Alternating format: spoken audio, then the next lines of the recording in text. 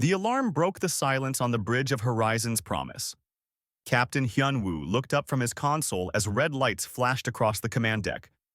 They were 3 weeks into their mission through the outer verge, mapping systems that no human had ever seen before. "Captain, we're picking up a distress signal," Lieutenant Haewon said from her station. Her fingers moved quickly across the controls. "It's strong, really strong. Someone wants to be heard." Hyun-woo stood and walked to her station. "Put it through." The speakers crackled. A voice came through, broken and desperate. It spoke in a language none of them knew, but the tone was clear. Someone was dying. Someone needed help. "Can you translate it?" Hyun-woo asked.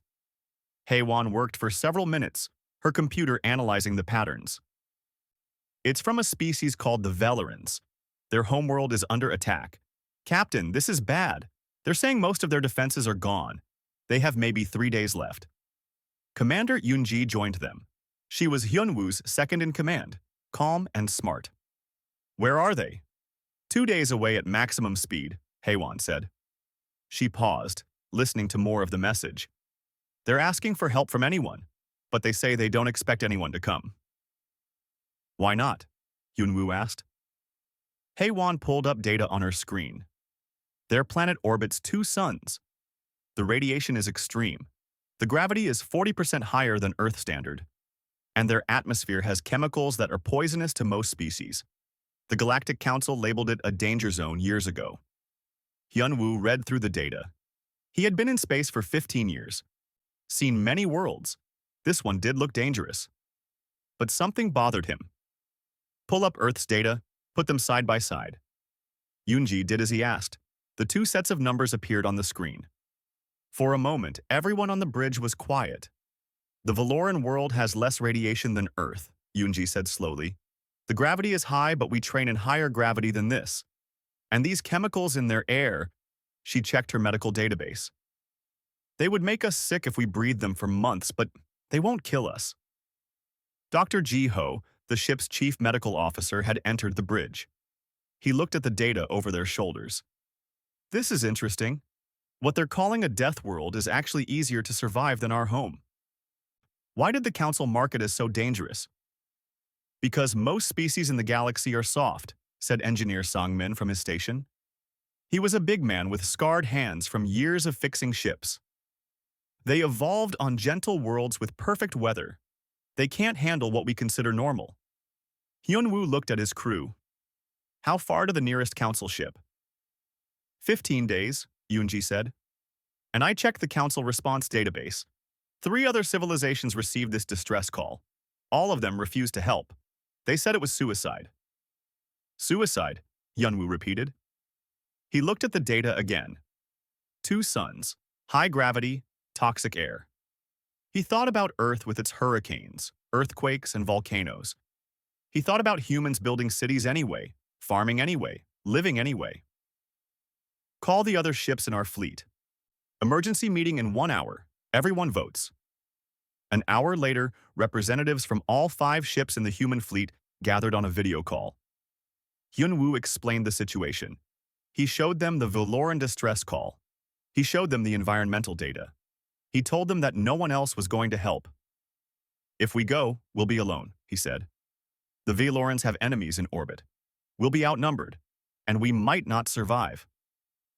Captain So-ra from the Dancing Blade spoke first. She was young but fierce. "What kind of enemies?" "They call themselves the Krath," Yoon-ji answered. "Predator species. They attack weak civilizations and take their resources. 23 ships in orbit, thousands of soldiers on the ground." 23 against our 5, So-ra said. She smiled. "I've faced worse odds." Warrant Officer Dong-hyun, who led the Marine forces, laughed. "The environmental conditions don't scare me. I grew up in Old Seoul, where the summer heat could cook eggs on the street. This Valoran place sounds like a vacation." One by one, the captains and officers spoke. They talked about the risks.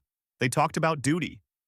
They talked about what it meant to be human, to hear someone calling for help and do nothing. Finally, Hyun-woo called for the vote. "Everyone who wants to go to Valora, raise your hand." Every hand went up. 847 crew members. Not one person voted to ignore the call. Then we go, Hyunwoo said. Hey Won, send a message to the Valorans. Tell them help is coming. Tell them to hold on for 2 more days. Hey Won typed quickly. Message sent, Captain. All ships, change course. Maximum speed to Valora. Yoonji, start planning our attack strategy. Sangmin, I want all weapons ready. Donghyun, prepare your Marines for ground combat in high gravity and toxic atmosphere. The crew moved with purpose. The ships turned as one, their engines burning bright.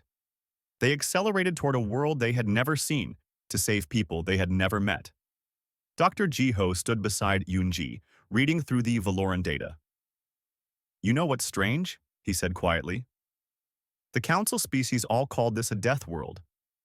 But humans have been living in worse conditions for thousands of years. We just didn't know other planets were easier. Yoonji nodded. What does that make us? Survivors, Jiho said. Maybe the best survivors in the galaxy. As the Horizon's promise jumped into faster-than-light travel, Hyunwoo sat in his captain's chair. He thought about Earth, so far away. He thought about the Valorans, dying on a world that couldn't kill a human if it tried. He thought about the Krath, who were about to learn a hard lesson. The galaxy thought the Valorans lived on a death world. The galaxy thought it was suicide to help them. But the galaxy had never met humans before. The galaxy didn't know that Earth made Valora look like paradise. The galaxy didn't know that humans came from a place where everything wanted to kill you, where survival meant being tougher than the planet itself. In 2 days, the galaxy would learn. And the Krath would learn it first. Haewon turned from her station. Captain, the Valorans received our message. They're responding. She listened, then her eyes grew wet. They're crying, sir. They're saying they can't believe someone actually answered. They're saying thank you.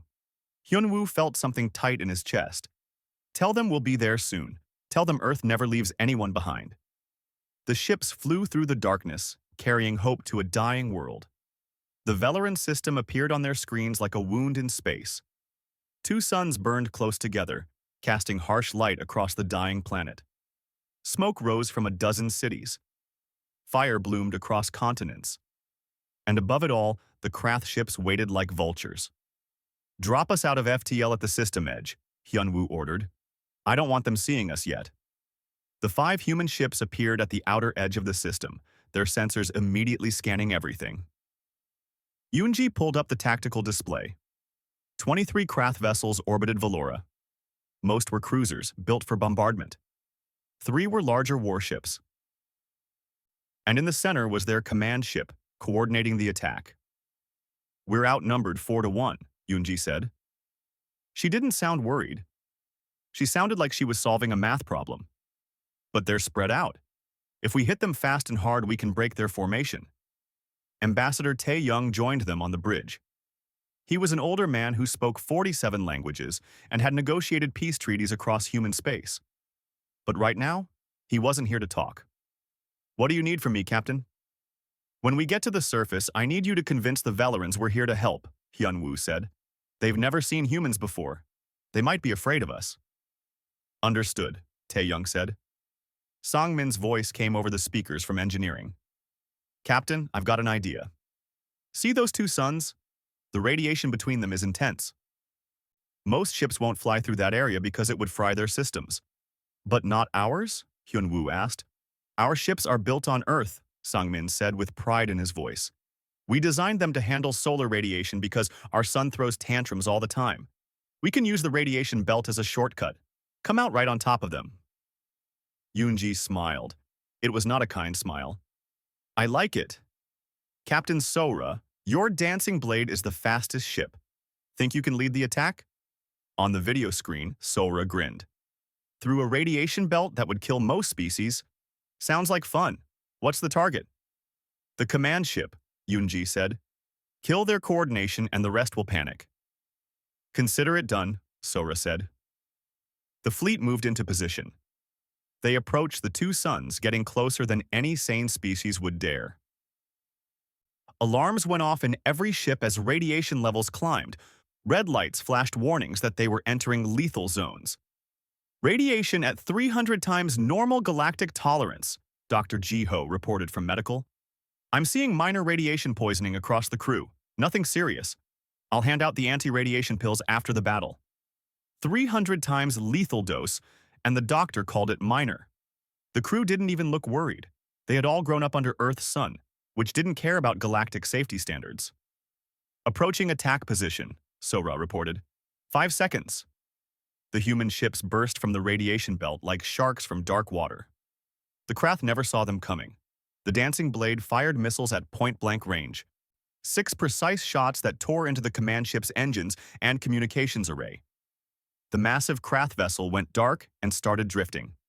Chaos erupted. The Krath fleet scrambled to respond, but without their command ship, they couldn't coordinate. Each captain made their own decisions, and those decisions were all different. Hyunwoo's Horizon's Promise engaged 2 Krath cruisers. The enemy ships fired weapons that should have disabled the human vessel. Explosions ripped across the Horizon's hull. Alarms screamed. Damage report, Hyunwoo said calmly.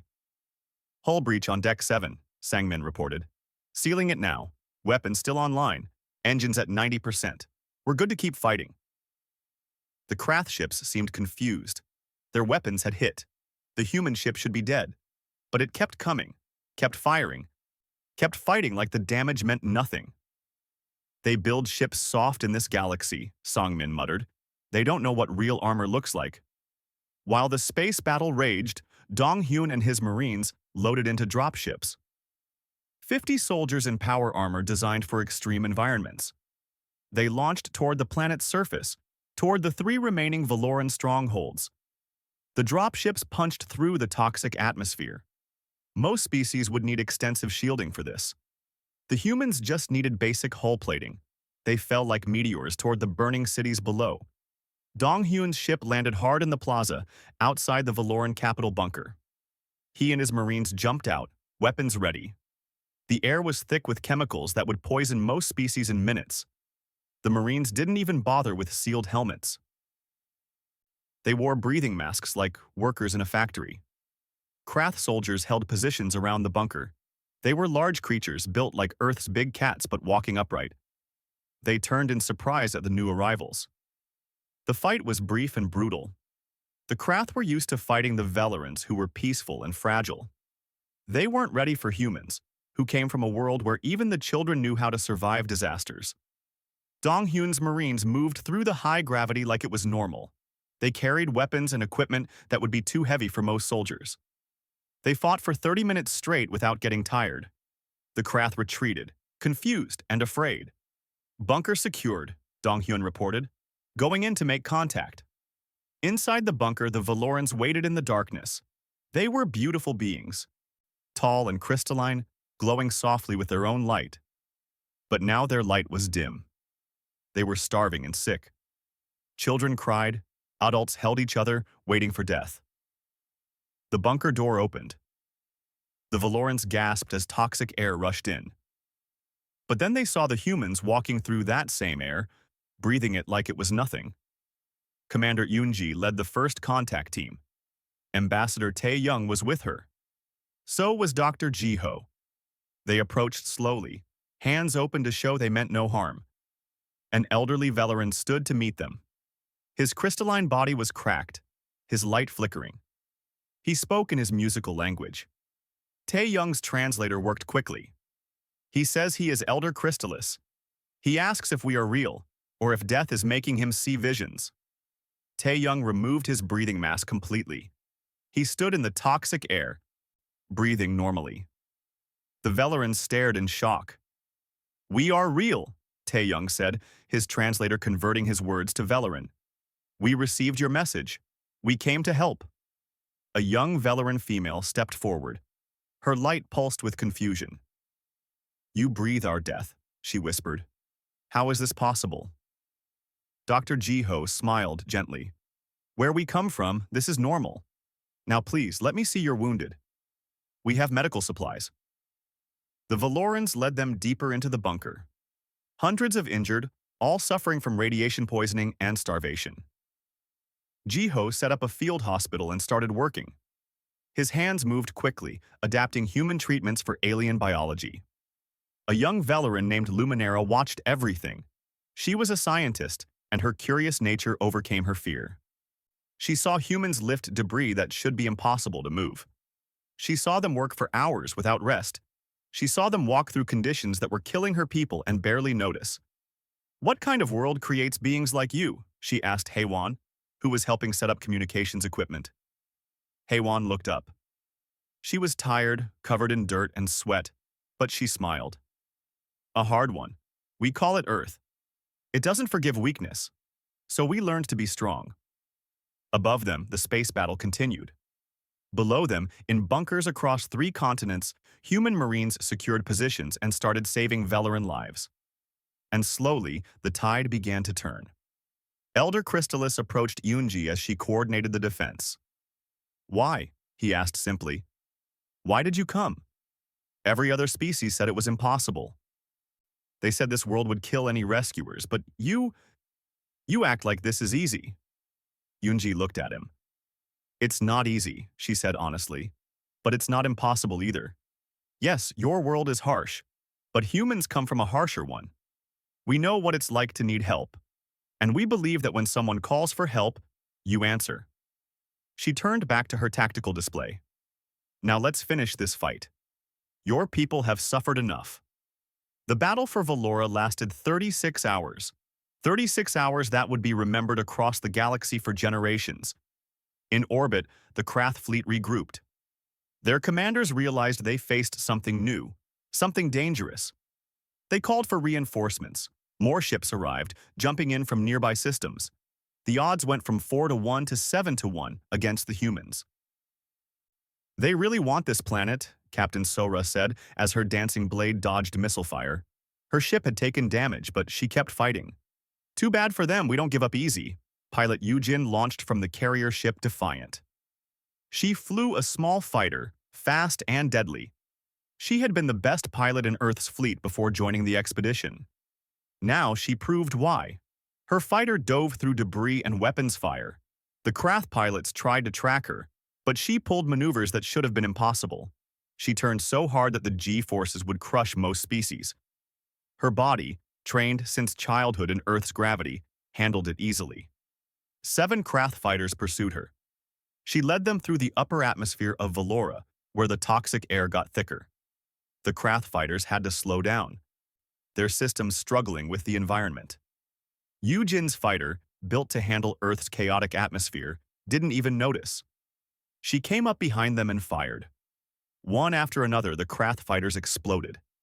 By the time she returned to the Defiant, she had 7 kill marks to paint on her fighter.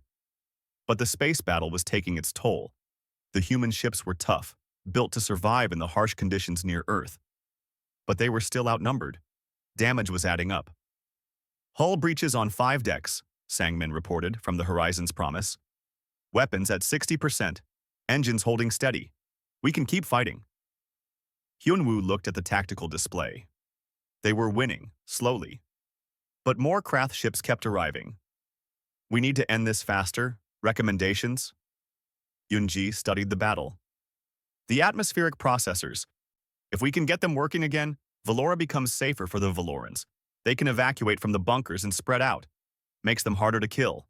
And it shows the Krath that we're not just defending, we're winning." "The processors are underground," Hyunwoo said. "Deep underground." "I know someone crazy enough to try," Yunji said. On the surface, Specialist Nari received her orders.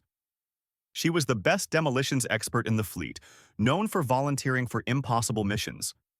The atmospheric processor facility was 500 meters underground, accessible only through a collapsed shaft. The shaft was filled with toxic gas at crushing pressure.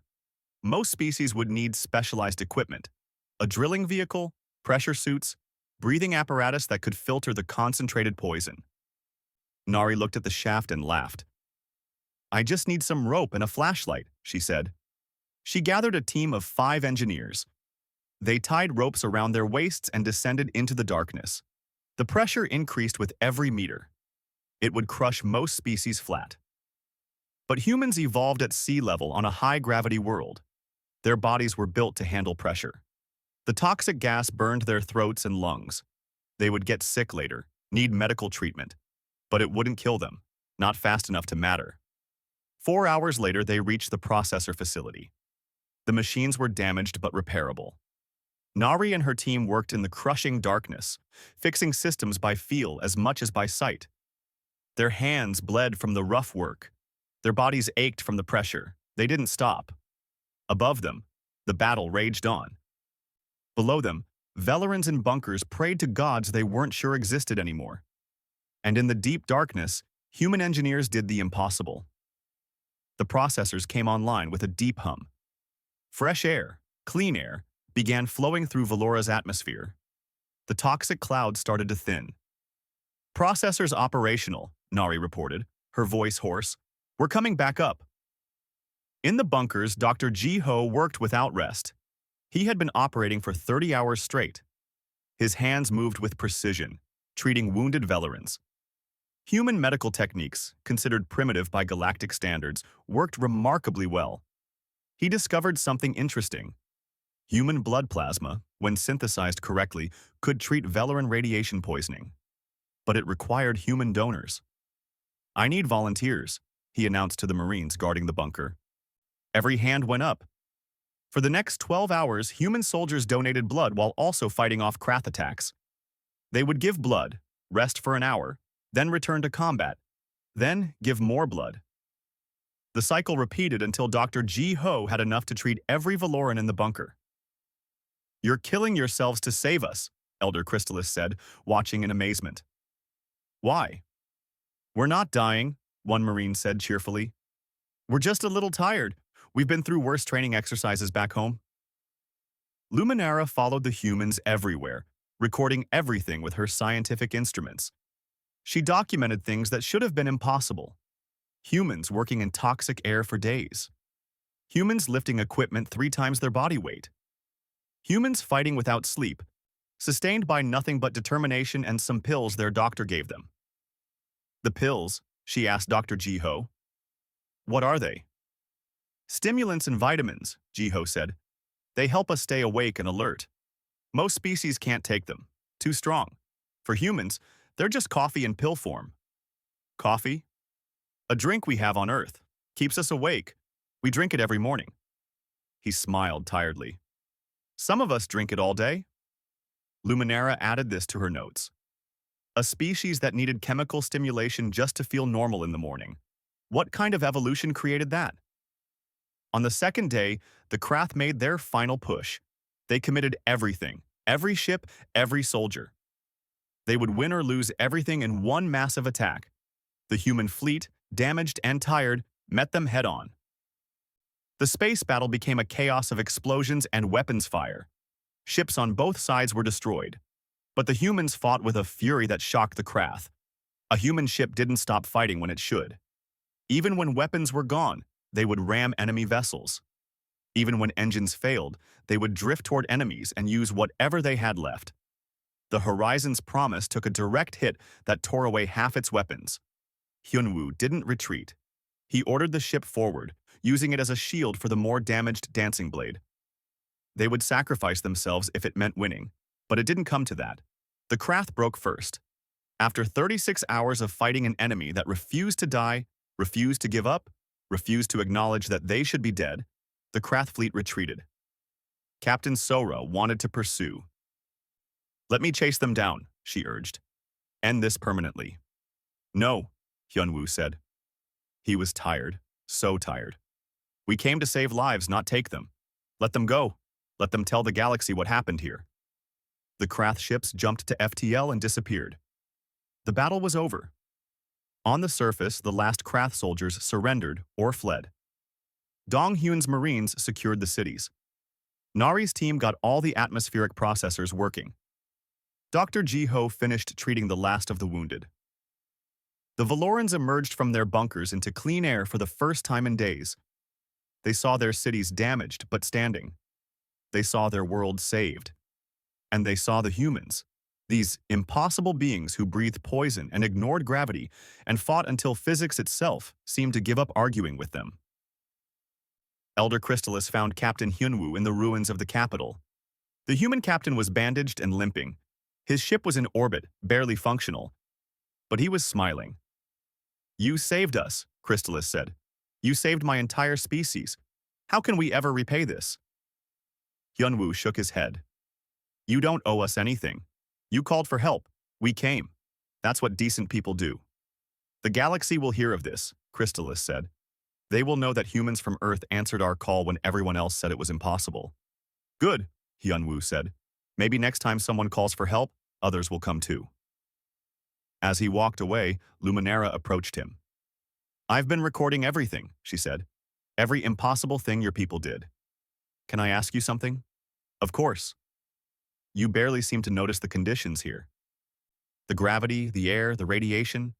Is Valora really so easy for humans?" Hyunwoo looked up at the two suns. "It's easier than home," he said honestly. "Earth is a harder world than this. We just didn't know that was unusual until we met other species." He left Luminara standing there, trying to understand what that meant. A species that came from a world so harsh that Valora was a vacation. A species that evolved in hell and called it home. The galaxy was about to learn a new word: Deathworlders. The Galactic Council Station Harmony was the largest diplomatic structure in known space. It housed representatives from 47 different species, all working together to maintain peace across the galaxy. Today, every single representative was present for an emergency session. Captain Hyunwoo walked through the corridors with Commander Eunji and Ambassador Taeyoung. They had expected this meeting. What they didn't expect was the mood. "They're afraid of us," Eunji whispered. "I know," Hyunwoo said. He could see it in how the alien diplomats moved away from them, in how security guards followed their every step, in the whispers that stopped when they got close. They entered the Grand Council chamber. It was a massive circular room with seats rising in tiers.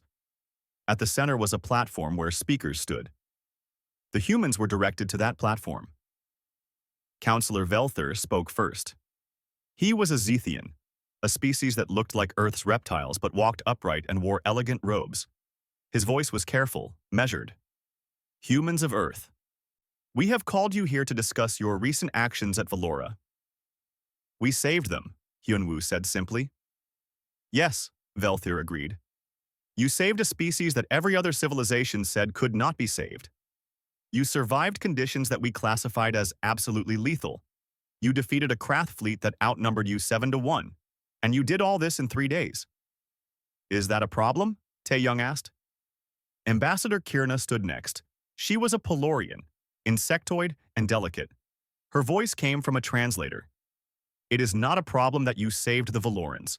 It is a problem that you could. Do you understand what that means?" The human delegation looked confused. General Korvoth, the military commander of the Galactic Defense Fleet, took over. He was frustrated, they could tell. "Let me show you something," he said. He activated a holographic display. Data filled the air. Earth appeared, rotating slowly. Numbers scrolled beside it. "This is the survey data from your homeworld," Korvoth said. "We visited your system 40 years ago but never made contact. Do you know why?" "Because you thought Earth was uninhabitable," Eunji said. "Worse than that," Korvoth said. "We thought it was a death trap. Look at these numbers. Atmospheric oxygen at 21%. That concentration is toxic to 60% of species in the galaxy. Most species breathe oxygen at 5 to 10% levels." He changed the display. "Gravity at 1.0 standard. But we based our standard on Earth without realizing it. Most inhabited worlds have gravity 60 to 70% of Earth's level. Your planet is crushing by galactic standards." More data appeared. Tectonic activity that never stops. Volcanoes, earthquakes, tsunamis, weather systems with winds that would tear apart most structures. A biosphere where everything eats everything else, where diseases jump between species, where parasites have parasites. You have creatures in your oceans that could swallow our ships. You have microscopic organisms that could kill entire populations of other species. The council chamber was silent. Every alien representative stared at the humans with new understanding. "Your people," Velthir said quietly. evolved on one of the harshest inhabited worlds we have ever found. You built civilization in conditions that would kill most species in days. And you did it so well that you thought this was normal. We didn't know other planets were easier, Hyunwoo said. That's what terrifies us, Kierna said. You thought all worlds were like Earth. So when you saw Valora, you barely noticed the danger. What we called unsurvivable, you called a nice day. Tae-young was starting to understand. You're not grateful. You're afraid. Wouldn't you be? Velther asked. The galaxy has been at peace for 300 years because most species are relatively equal. We're all fragile in similar ways. We all need similar conditions. We all understand each other's limitations. But you, he gestured at the humans, you don't have those limitations. General Korvath pulled up battle footage from Valora. Your ships took damage that should have disabled them. They kept fighting. Your soldiers worked in toxic air that should have killed them in minutes. They worked for hours. You gave blood until you should have been too weak to stand. Then you kept fighting. He looked at Hyunwoo directly. We watched you fly through a radiation belt that was 300 times lethal dose. You treated it like a shortcut. Do you understand how insane that is? We took radiation pills, Hyunwoo said. It wasn't that dangerous. For you, Korvath almost shouted. For anyone else, it would be instant death. You took pills and complained about minor nausea. A new voice spoke up. It was a representative from the Kethran Collective, a peaceful species known for their philosophy. We must discuss what to do about humanity. I propose we quarantine the Sol system. Prevent humans from spreading further into the galaxy. On what grounds? Tae-young demanded. On the grounds that you're dangerous, the Kethran said. Not because you're violent, but because you're too strong. If humans colonize other worlds, you'll dominate them. Other species won't be able to compete. That's ridiculous, Yoonji said. Is it? Kierna asked. Look at the numbers. You can survive on 90% of the worlds in the galaxy. Most species can only survive on 10%. You can work in conditions that would hospitalize us. You can eat foods that would poison us. You can endure violence that would kill us. How long before you're everywhere, and we're nowhere? The council chamber erupted in argument. Some species agreed with quarantine. Others argued for allowing humans limited expansion. A few wanted to make humanity into some kind of galactic peacekeeping force. Through it all, the human delegation stood quietly, listening. Finally, Tae-young raised his hand for silence. You're asking the wrong questions, he said. His voice was calm but firm. You want to know if we're dangerous. The answer is yes. Everything from Earth is dangerous. But ask yourselves this. Are we hostile? Are we conquerors? He activated his own display. It showed footage from Valora, but different footage. It showed human Marines sharing their food with starving Valorans. Dr. Ji Ho treating wounded civilians while wounded himself. Engineer Sang Min teaching Valoran technicians how to repair their own systems. Soldiers singing lullabies to frightened Valoran children. We come from a hard world, Tae-young said. It made us strong, yes. But it also taught us something important. On Earth, survival means cooperation. The humans who survived were the ones who helped each other, who shared resources, who protected the weak. We learned that the only way to face a hostile universe is together. He looked around the council chamber. You're afraid we'll dominate you. But we came to this galaxy looking for friends, not subjects. We went to Valora not to conquer, but to save. Judge us by our actions, not your fears. Velthir was quiet for a long moment. What you say sounds good, but how can we trust it? General Korvath surprised everyone by speaking. Because we need them. He looked at the council.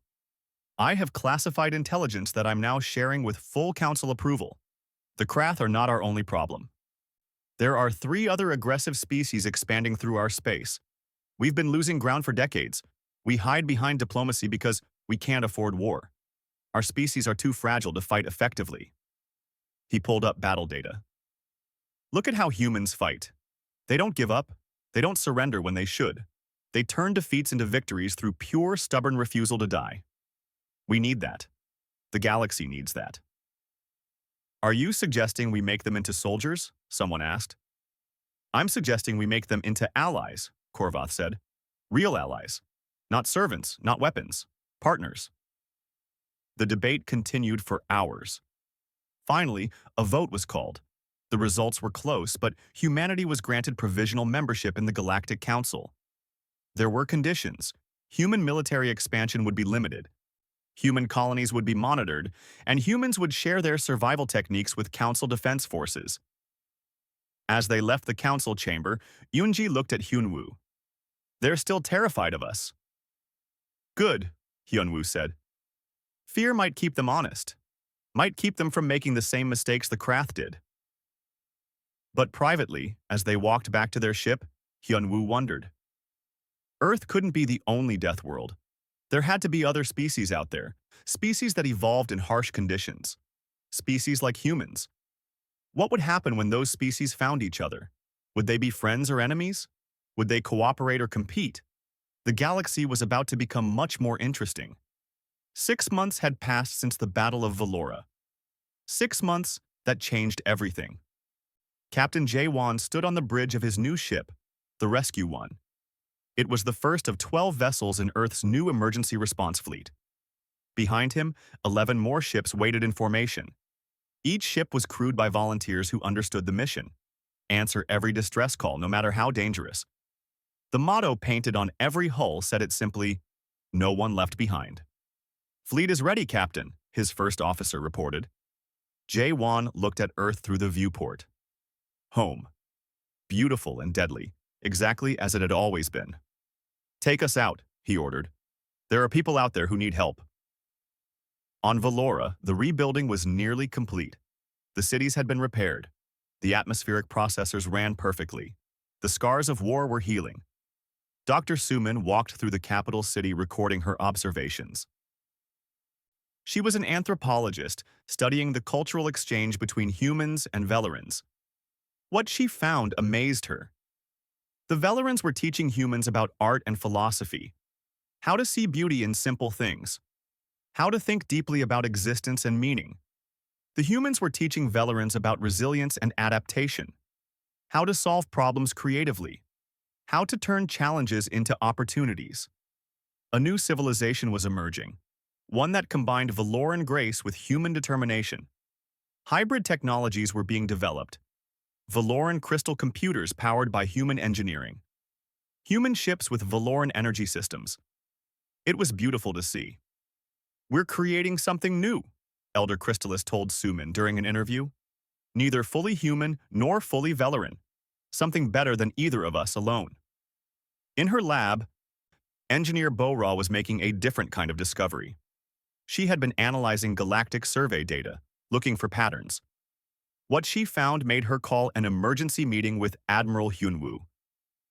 "There are 7 other worlds," she said, showing him the data. 7 planets with environmental conditions similar to Earth. The galactic surveys all marked them as uninhabitable death worlds. Hyunwoo studied the information. High gravity, toxic atmospheres, extreme radiation, violent weather. Yes, these worlds were similar to Earth. But I'm detecting technological signatures," Bo-Ra said. "Faint, but there. Radio waves, energy emissions." "Admiral, these planets aren't empty. Someone lives there.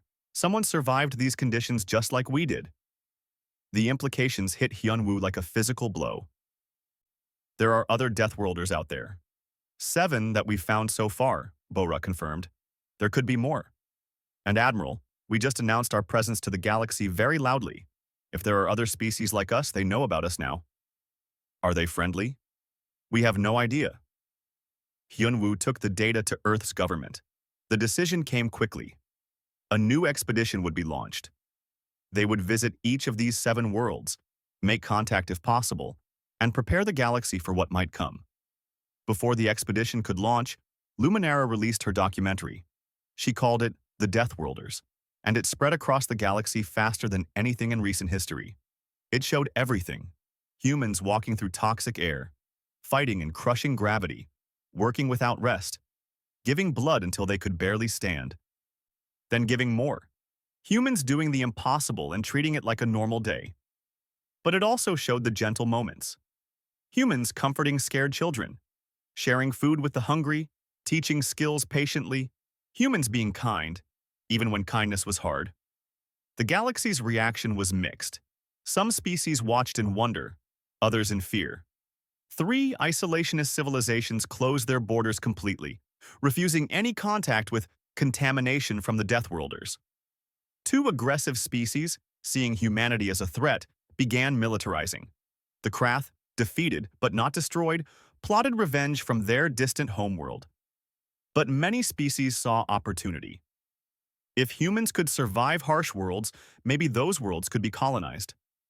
Maybe the galaxy was bigger than anyone thought. Maybe there was hope for expansion, for growth, for a better future. Admiral Hyun-woo, promoted after Valora, prepared to lead the expedition to find other Deathworlders. His fleet was the best Earth could provide. 20 ships, including the Horizon's Promise, now fully repaired. Before departure, he visited the Velaran Memorial. It was a beautiful structure of living crystal, growing in the center of the capital. Names were etched into its surface. The 2,847 Velarans who died in the Krath attack. The 23 humans who died saving them. Elder Crystallis joined him at the memorial. "You're leaving soon?" "Tomorrow," Hyun-woo confirmed. "We need to find the other Deathworld species before someone else does. Before there's another war." "What you did for us changed everything," Crystallis said. "You showed the galaxy that Deathworlders aren't monsters. You're protectors." Hyun-woo shook his head. "We're just people who got lucky enough to survive a hard childhood. We learned that the strong have a responsibility to protect the weak. That's not Deathworld philosophy. That's just being decent." "The galaxy doesn't understand that yet," Crystallis said. "They think strength means domination. You're teaching them differently." The next morning, the expedition fleet gathered in Earth orbit. News broadcasts showed it across the galaxy. Some species watched in hope, others in fear. Everyone wondered what would happen next. Ambassador Tae-young gave a final broadcast before departure. He was older now, tired from months of negotiations, but his voice was strong. "People of the galaxy," he said, "the age of isolation is over. For too long, the strong preyed on the weak, and the weak had nowhere to turn. That changes now.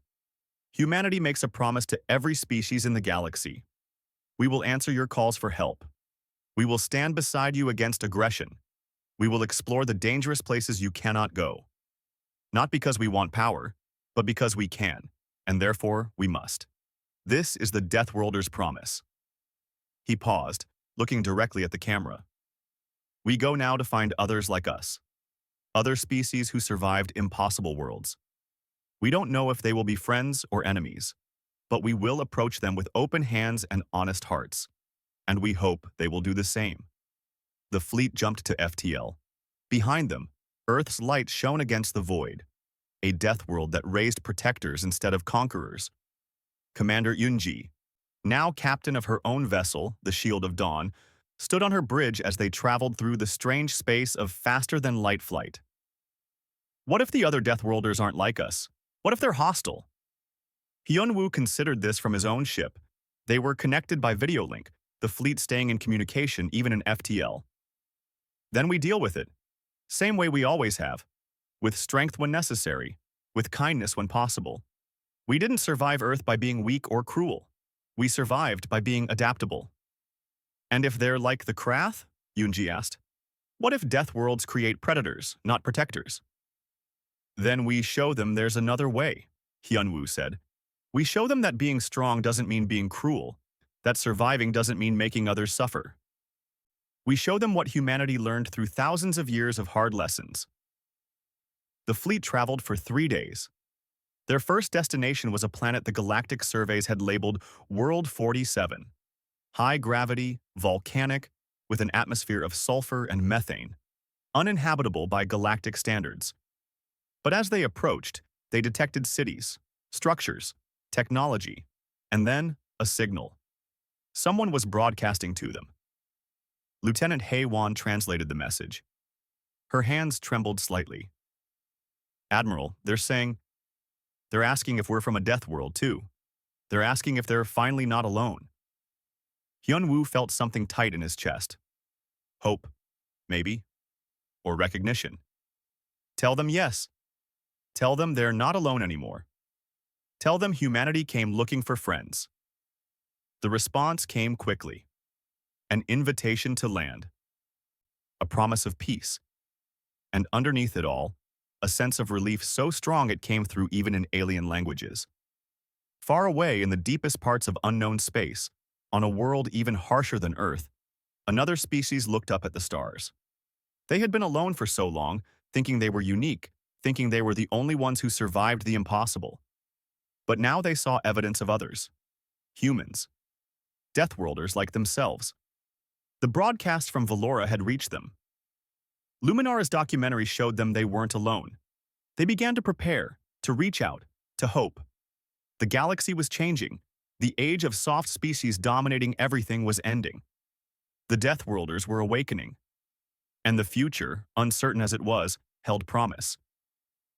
Hyun-woo stood on his bridge, looking at the planet ahead. Somewhere down there, people waited. People who understood what it meant to survive when everything wanted you dead. People who built civilization anyway, who reached for the stars anyway, who refused to give up. "Take us in," he ordered. "Carefully, with respect. These are our cousins in a way. They survived their hell just like we survived ours. Let's show them what we learned." The fleet descended toward World 47, toward the unknown, toward the future. Behind them, Earth waited. Ahead of them, possibility stretched endlessly. The Deathworlders' promise had been made. Now it would be kept. Not just for humanity, but for all species who survived the impossible and refused to be broken by it. The galaxy would never be the same,